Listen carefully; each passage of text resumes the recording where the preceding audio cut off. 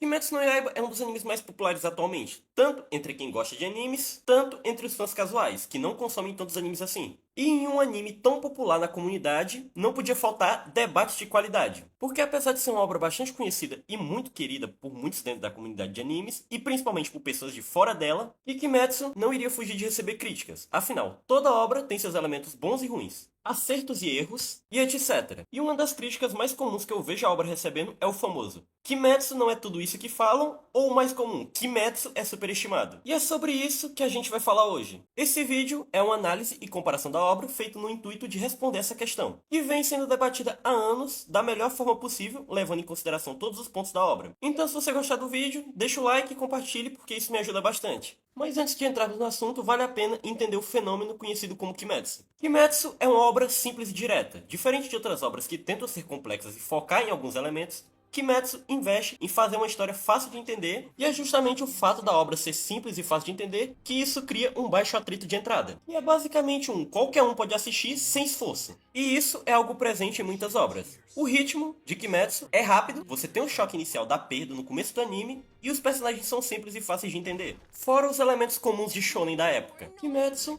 ele era um feijão com arroz que só precisava de um impulso. E é aí que surge a Ufotable, que é um estúdio conhecido pela sua excelência tanto em animação quanto em direção. Eles têm basicamente o toque de ouro dos animes. Toda produção que eles pegam sai algo incrivelmente bem feito. A Ufotable trouxe direção cinematográfica, animação, trilha sonora sincronizada com a emoção e a integração de várias técnicas de animação 2D e 3D. Kimetsu tinha qualidade técnica suficiente para viralizar. Tanto é que o episódio 19 até hoje é visto como um dos melhores pela comunidade. E tudo isso somado ao fato da pandemia, onde tivemos a popularidade por causa da internet e também os serviços de streaming, que facilitaram o consumo durante a pandemia. E foi uma época que todo mundo ficou preso dentro de casa e começou a consumir bastante anime. Kimetsu, ele já era popular antes da pandemia, porém foi durante ela que realmente a obra começou a furar a bolha. E algum tempo depois, também teve o sucesso estrondoso do filme, que realmente teve um impacto muito grande, garantindo sucesso de bilheteria não só no Japão, mas no resto do mundo. E também os personagens funcionam muito bem e conseguem agradar as massas. É só você ver a popularidade que ficou o Rengoku e Tomioka. Eu sinceramente não acho os personagens tão bons assim, mas o público acaba gostando. O Tanjiro, ele é o estereótipo de personagem bonzinho que agrada algumas pessoas. E também teve a história dele que cativou muita gente. A Nezuko tem um design legal e também é adorada por ser fofa pela comunidade. Os Hashiras também têm estilos que fazem as pessoas gostarem deles. Tanto é que, sinceramente, o público parece gostar mais deles do que do protagonista. E eu não vou julgar, afinal eu acho o Tanjiro realmente paia, a ponto do Zenitsu e do Inosuke serem melhores que ele. Inclusive, fato curioso, o Zenitsu é o meu personagem favorito de Kimetsu. Nossa, que originalidade minha. Mas é sério, ele foi um personagem que eu gostei bastante na época que saiu o anime. Kimetsu foi uma obra que deu sorte porque teve a fórmula do sucesso. Uma história simples, estímulo rápido, qualidade de produção excelente, um time quase perfeito e etc. Mas como nem tudo são flores, apesar da qualidade técnica ser boa, a história e vários elementos dela deixam muito a desejar. E é por causa disso que surgiu o debate sobre se Kimetsu é ou não é superestimado. Porque realmente é um negócio chato. A fandom de Kimetsu é com certeza uma das mais insuportáveis da internet. Acho que só perde pra de Jujutsu e a de One Piece. Tirando o pessoal mais de boa que tem um carinho muito grande pela obra, a maioria é composta por pessoas que não entendem nada de anime, seja porque começaram a assistir anime por modinha e não tem propriedade pra falar sobre o assunto, ou porque não são capazes de assistir nada que não seja mainstream. E acabam colocando a obra em um pedestal, além de serem incapazes de aceitar qualquer crítica sobre a obra. E é por isso que é importante você saber separar e entender a qualidade real da obra. Oi, meu nome é Dani e eu tenho um canal de cultura geek. E, na minha grande opinião, Demon Slayer não é um anime tão perfeito assim. Ele é ok. Hoje em dia a gente está vivendo uma massa onde ou alguma coisa é extremamente perfeita ou ela é extremamente ruim. Ela não pode ser mediano. E Demon Slayer é esse grande caso. Ó. Ele só é mediano. Toda a questão de Demon Slayer é que ele é um ótimo anime de entrada. Ele é simples, fácil de entender, ele não se complica e ele não tem tantos clichês japoneses que possa deixar a pessoa se afastar. Não, não, a gente não tem o clichê do personagem pervertido, a gente não tem o clichê do protagonista viciado em luta, a gente não tem esses clichês.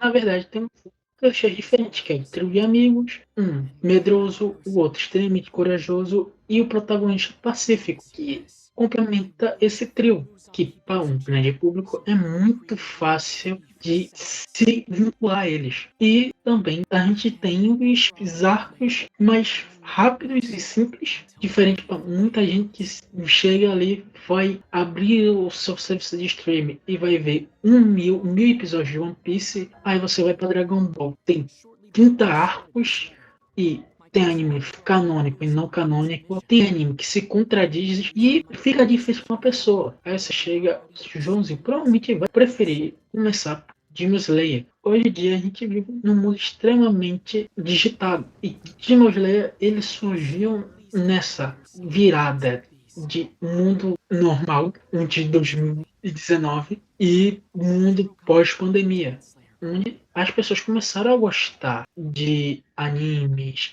de mangás, essas coisas. E eu acho que o grande responsável por isso é Demon Slayer. Ele tem essa culpa no cartório. E hoje em dia ele tem grandes fãs. Ele é o Naruto da nova geração. Essa é a minha opinião. Ele é o Naruto da nova geração.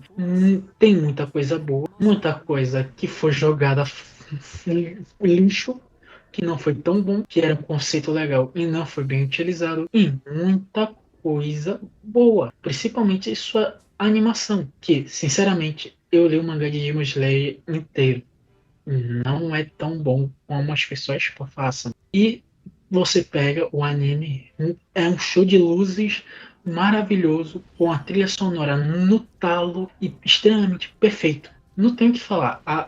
O trabalho da Ufotable fez Demon Slayer é maravilhoso. Toda a questão de animação, direção, trilha sonora foi extremamente bem feito. Diferente de vários animes, tipo One Punch Man, que tem um mangá bom e sempre tá com estúdios ruins. E Demon Slayer, ele, pra mim, ele é muito ao contrário. É um mangá, na média, que pegou um estúdio muito bom, pois a arte de Demon Slayer não é tão agradável aos olhos, principalmente quando você lê mangá físico. É feio, é estranho em alguns momentos, e algumas cenas não são tão impactantes quanto o anime. E falando entre diferentes entre o mangá e o anime, a gente vê uma visão extremamente engraçada, que boa parte das cenas de ações são adicionais. Você tem uma direção responsável, você tem uma direção coerente, até que por algum momento eu acho ela meio genérica.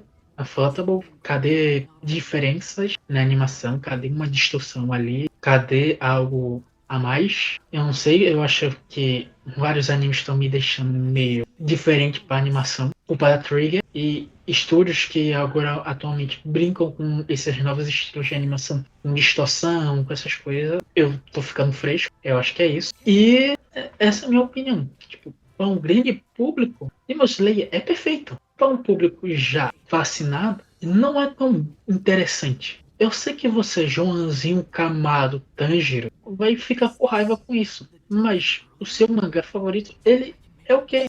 E você, se você acha que ele é maravilhoso, perfeito, que bom que você consegue aproveitar. E é isso. Essa é a minha opinião. E voltando pro Voldemort. E quando a gente volta pro debate de qualidade e vê o excelente trabalho que a Ufotable fez, surge o questionamento: e se Kimetsu tivesse ido parar nas mãos de outro estúdio? Seria o mesmo sucesso? E a resposta é que depende. Como eu falei no começo, Kimetsu funciona porque ele é simples e direto. Porém, é só isso. É uma obra mediana. Então o sucesso ele iria depender da forma como que a obra fosse adaptada. Por exemplo, se ela acontecesse igual foi a adaptação do primeiro Fate pelo Estúdio Jin, provavelmente seria só mais um daqueles animes antigos aleatórios e de qualidade duvidosa. E provavelmente seria esquecido com o tempo. Em um estúdio mediano, ele provavelmente faria sucesso, mas não seria esse fenômeno, porque realmente Kimetsu foi carregado pela excelente adaptação. Então o mangá que não era tão bom assim bateu recordes absurdos após o lançamento do anime.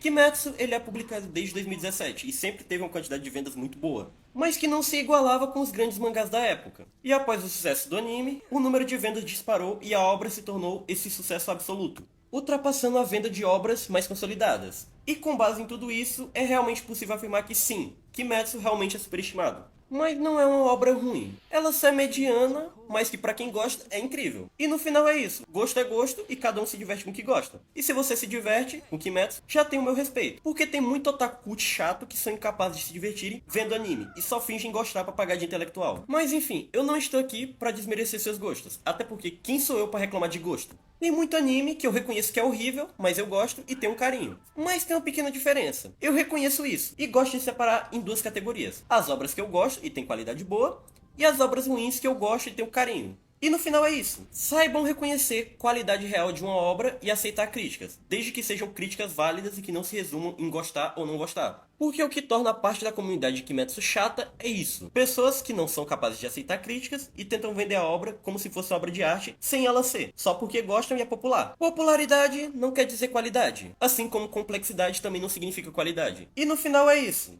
Essa é a minha opinião e esse foi o vídeo. Se você gostou, deixe seu like, compartilhe e comente, porque isso me ajuda bastante. E se você não gostou, realmente não tem muito o que fazer, mas pelo menos deixa o like porque me ajuda bastante. E é isso, né? Falou!